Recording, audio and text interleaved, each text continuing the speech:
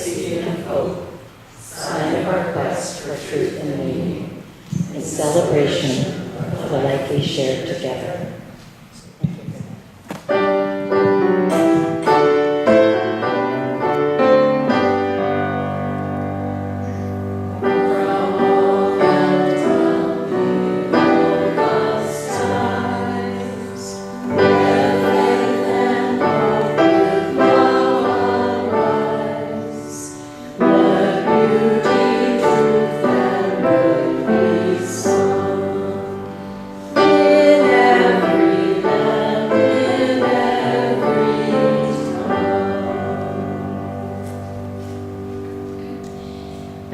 Ago, it was actually the weekend of July 4th.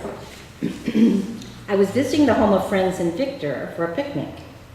It's a sprawling home in a beautiful woodland setting, which they built from scratch when they were first married.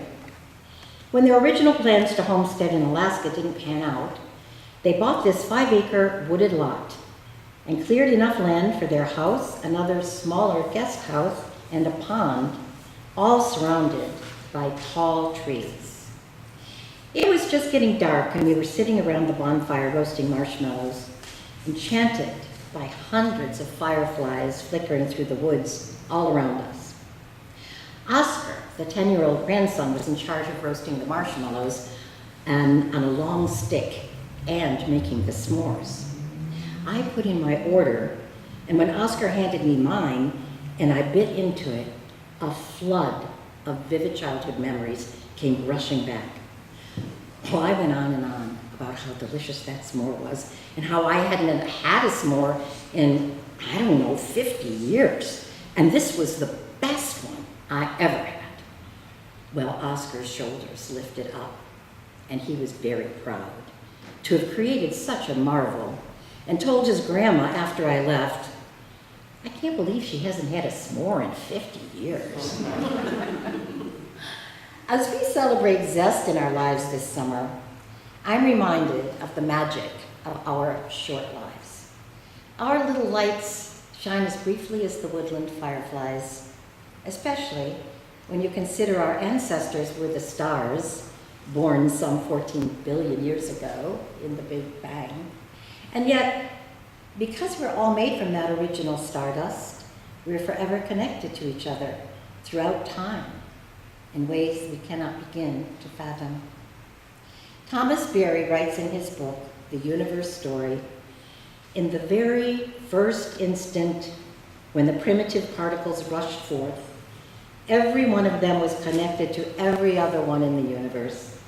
At no time in the future existence of the universe would they ever arrive at a point of disconnection. Nothing is itself without everything else. He goes on to talk about the curvature of the universe, whereby all things are held together in their intimate presence to each other. This bonding is what makes the universe what it is, not a collection of disparate objects, but an intimate presence of all things to each other, each thing sustained in its being by everything else. So, turns out that in a very real and scientific sense, we belong to each other and cannot exist without each other. This gives our UU seventh principle a cosmic context when we say we respect the interconnected web of life of which we are a part. Our lives, as short as the firefly's light, are at the same time as long as eternity itself, forever evolving, forever connected, forever sustained by each other. The general understanding today of the Jewish concept Tikkum Olam is to repair the world. As with many Jewish ideas and concepts, there are several interpretations of the idea.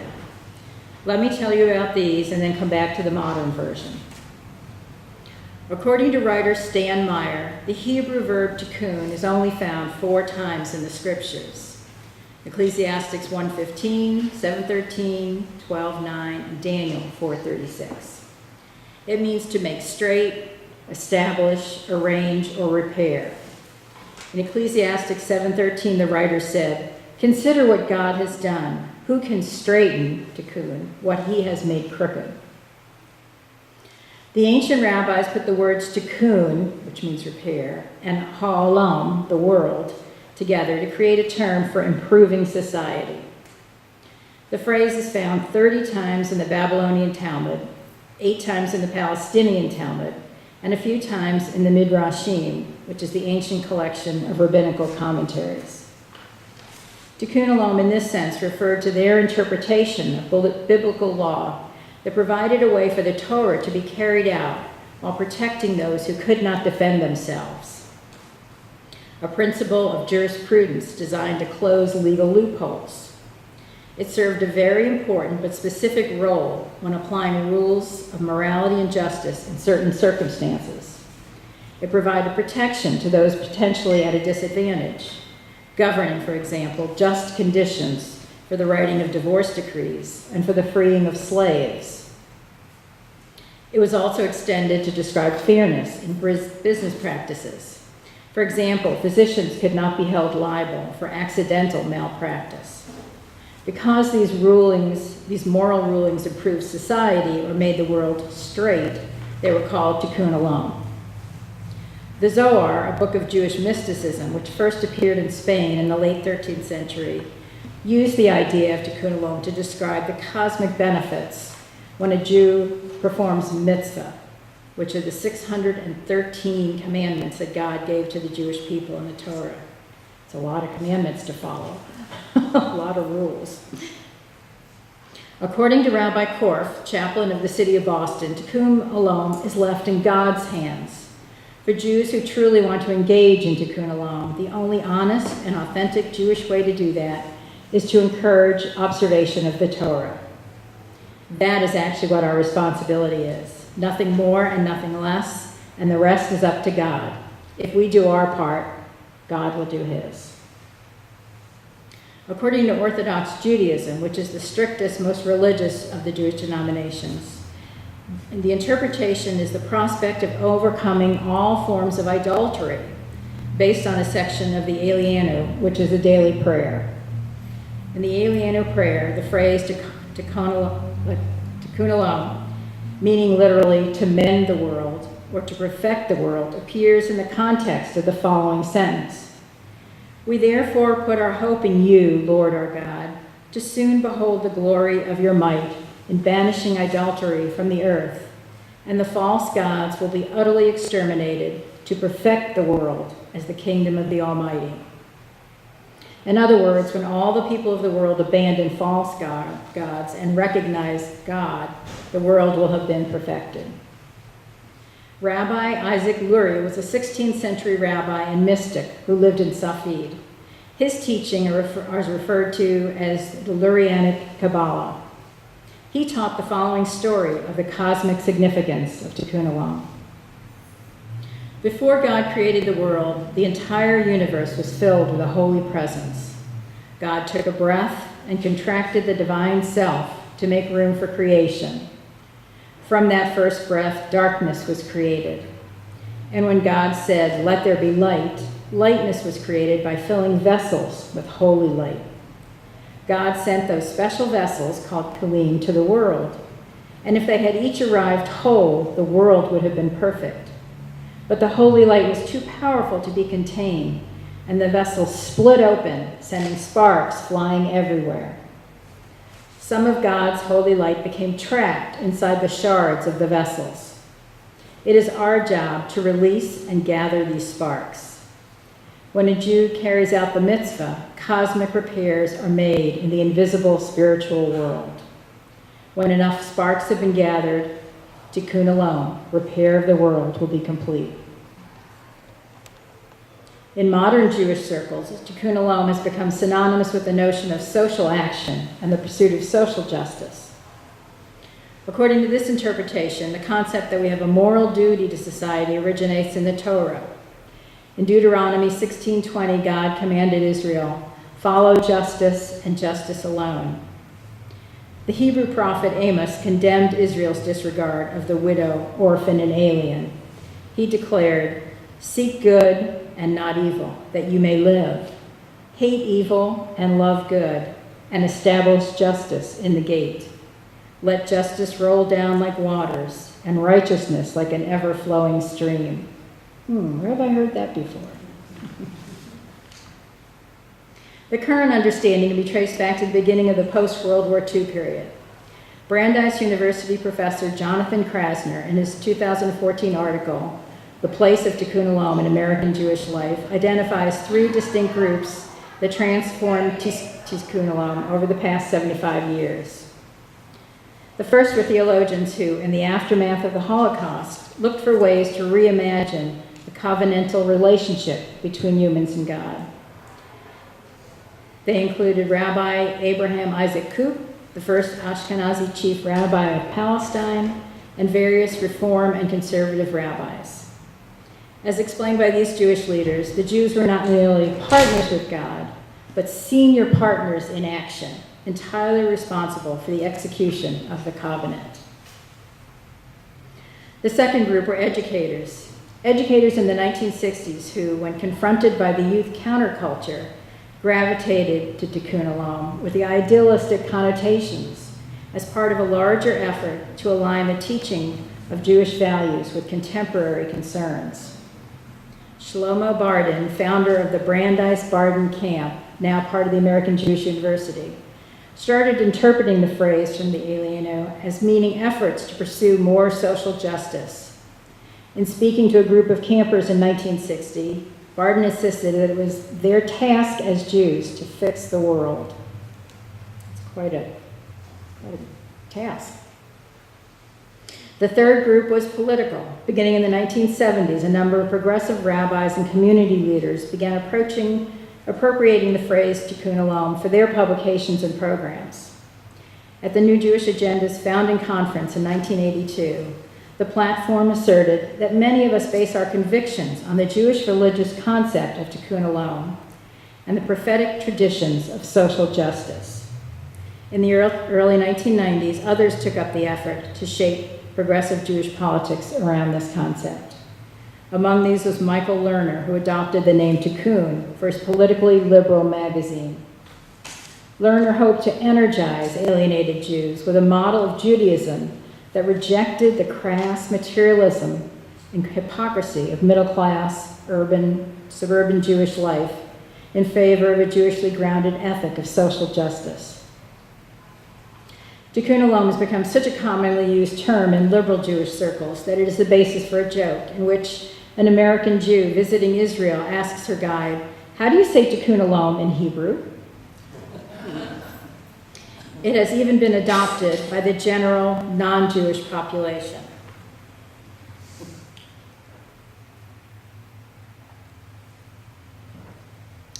When President Barack Obama declared at the first White House reception for Jewish American Heritage Month in 2010 that America must, quote, uphold the principle of Tikkun Olam, our obligation to repair the world, he became the latest in a parade of prominent American politicians, celebrities, and opinion makers, including Bill Clinton, Cornel West, and Madonna, to invoke the term.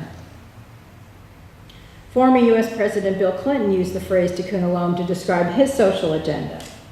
On the campaign trail stumping for Hillary in October 2016, Clinton invoked the Jewish idea of doing good in the world through acts of kindness when he spoke at the Jewish Center at Century Village in Pembroke Pines, Florida.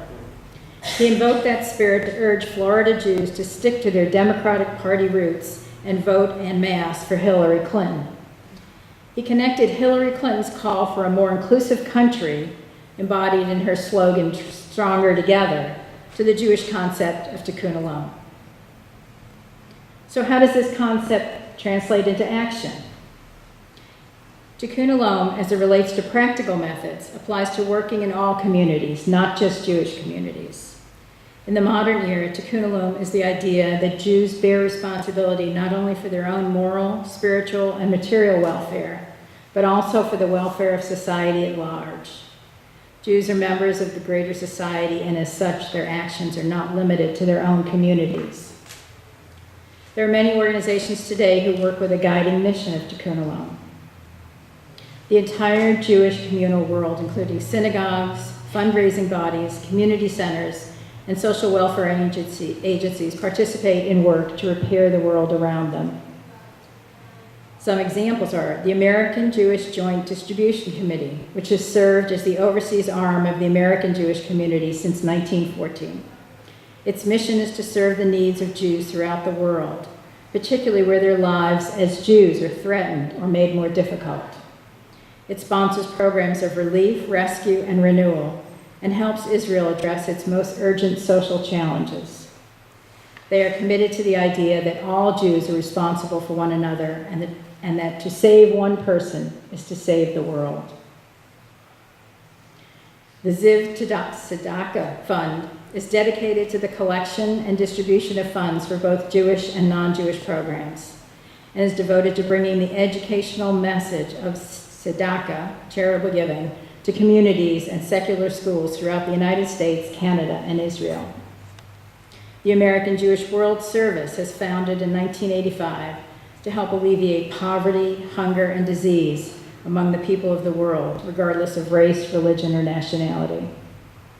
United Jewish Communities provides the life-saving and life-enhancing humanitarian assistance to those in need in hundreds of communities in towns and villages throughout Israel, in the former Soviet Union, and 60 countries around the world.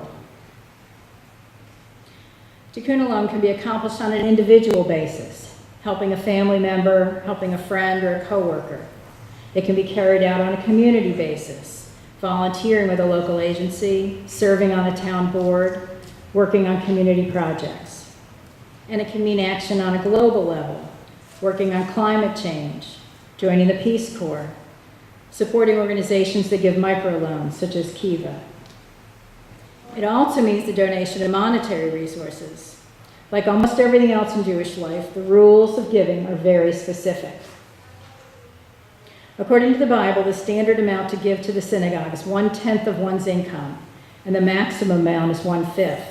One is not supposed to give until it hurts. Over the years, Judaism has developed a hierarchy of different kinds of giving. One should give first to one's near relatives, then to one's extended family, then to one's community and city, and finally to those of other cities and countries. We are obligated to first take care of those close to us. Only then does our obligation extend to those further away. According to this hierarchy, there are 8 levels of giving, which is really interesting because I think most of us don't usually think about it in levels. We just give money. So from the lowest to the highest, they are as follows. Number 8, when donations are given grudgingly. Number 7, when one gives less than he should, but does so cheerfully. 6, when one gives directly to the poor upon being asked. 5, when one gives directly to the poor without being asked. Number 4, when the recipient is aware of the donor's identity, but the donor doesn't know the specific identity of the recipient. 3, when the donor is aware to whom the charity is being given, but the recipient is unaware of the source. 2, giving assistance in such a way that the giver and the recipient are unknown to each other. Communal funds administered by responsible people are in this category.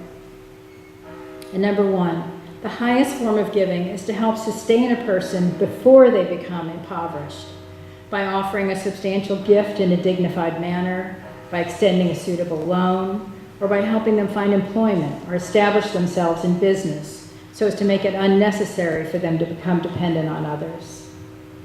Anonymous giving is valued the highest as it protects the feelings, through protecting the identity, of both the benefactor and the recipient. Repairing the physical world and the social world are closely related enterprises. We know already climate change has wrought significant harm to our planet. Glaciers are shrinking, sea ice is melting, hurricanes are intensifying, droughts and heat waves are escalating, sea levels are rising, and species are going extinct.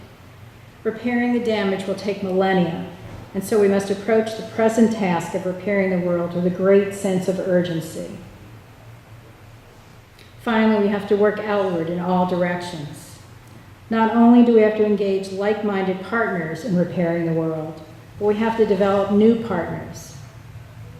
We have to figure out how to work with those with whom we disagree, to find common ground without compromising principle. We won't repair the world if we don't find a way to speak with those with political views different from our own. For example, we must learn to partner with others to help roll back climate change. We must repair the world together, lest the human race and the planet perish together. I only learned about Tikkum Olam as a Jewish concept in the last year or so, but I believe that I unconsciously learned it by osmosis through childhood and have lived it as an adult. Growing up in Queens, New York, my parents were both very active members of our synagogue. My father was president of the men's club, and my mother ran the annual 4-day bazaar. Most of the money raised went to worthwhile causes. We observed the Jewish holy days of Rosh Hashanah and Yom Kippur.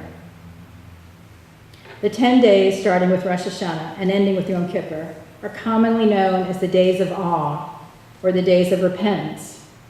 This is a time for serious introspection, a time to consider the sins of the previous year and repent, to forgive and ask for forgiveness. One of the ongoing themes of the days of awe is the concept that God has books that he writes in, our names in, writing down who will live and who will die, who will have a good life and who will have a bad life for the next year. These books are written in on Rosh Hashanah, but our actions during the days of awe can alter God's decree. The actions that change the decree are teshuvah, tefillah, and tzedakah, repentance, prayer, and good deeds. These books are sealed on Yom Kippur. This concept of writing in books is the source of the common greeting during this time, may you be inscribed and sealed for a good year. Of course, I usually say it in Jewish, but I don't know how to say it in Jewish. Among the customs of this time, it is common to seek reconciliation with people you may have wronged during the course of the year. The Talmud maintains that Yom Kippur atones only for sins between man and God. To atone for sins against another person, you must first seek reconciliation with that person, righting the wrongs you committed against them, if possible. Very powerful thing to think about that. Whole year's worth of sins you may have committed against people. As a child, I recall seeing my father sitting in his home office, writing out checks every month to as many as 20 different charities. Driving to Florida by himself one April, excuse me.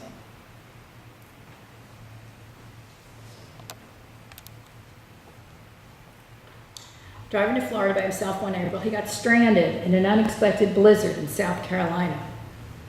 A nearby farmer showed up on his tractor and rescued him and about 20 others that were also stranded. The farmer housed and fed them for several days until the roads were clear and everyone was able to go on their way. From that time on, my father sent a donation to that farmer's church every year until his death. He never forgot them. As an adult, the majority of my working life has been spent in the social work field, helping people, and a good portion of my retired days are spent in volunteer work. Spending time writing this sermon has helped me see the connection between my Jewish roots and upbringing and my present religious home. It bridges the gap between my inherited religion and my chosen religion. The concept of Tikkum Olam, to change, improve, and fix our earthly surroundings, is powerful. It implies that each person has a hand in working towards the betterment of his or her own existence, as well as the lives of future generations. Tikkum Olam forces people to take ownership of their world. It is us, not God, who will bring the world back to its original state of holiness. May it be so.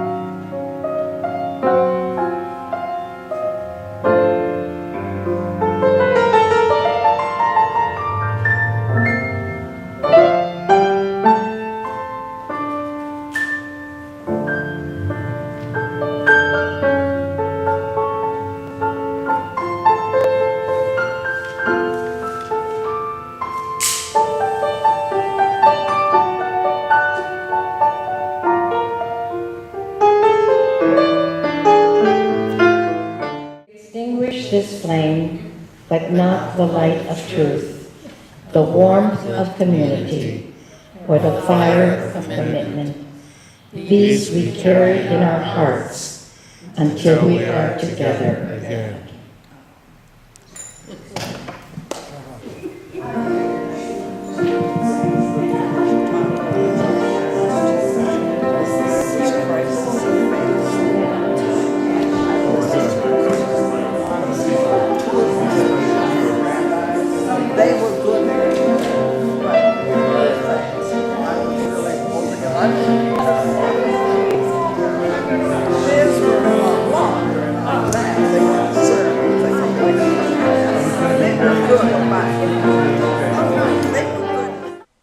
Join us for worship every Sunday at 10 a.m. at the Unitarian Universalist Church of Canandaigua, a welcoming congregation. We are located at 3024 Cooley Road, 4 miles west of South Main Street, Canandaigua, just north of the intersection with Routes 5 and 20. Look for the blue signs just before the turn. Your comments about this program or questions about the church are welcome at 585-396-1370 or at our website, www.canandaiguauu.org. Producer and editor, Daniel Brigham.